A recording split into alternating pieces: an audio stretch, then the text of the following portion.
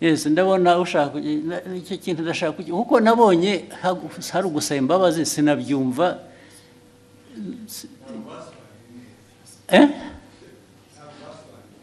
Ya kudasobanura neza ariko nabyo bifite ikintu bivuze bibiri. Neza no kuvuga ko ibyavugwaga mu Gifaransa sibyo byavugwaga mu Kinyarwanda.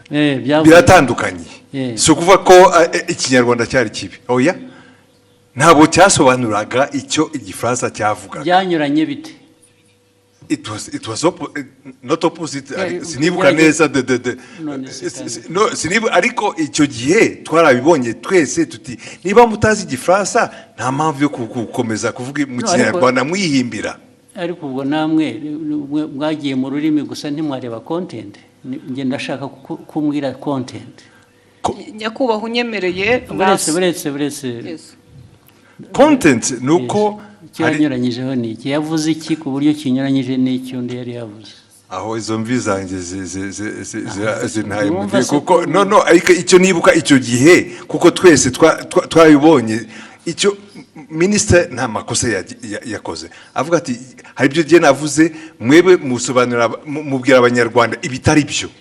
Yes, ariko ntabwo wavuga utyo gusa utavuga ibyo ari byo nawe. Ya muri aka kanya mu mbabarire nizo urabivuga n'imbaraga ukagira ngo kuko hari substance hari na form, hari content na form. Content ya misrepresentize ni iyi, ariko the form bijyanye na language bishobora kuba bitari uko bikwiye kuba bimeze cyangwa kubyumva, ariko did it change the content? Yes. Uravuga yes, nakubaza ntabwo bizi. Nibyo nibuka ariko na minister nawe arahari.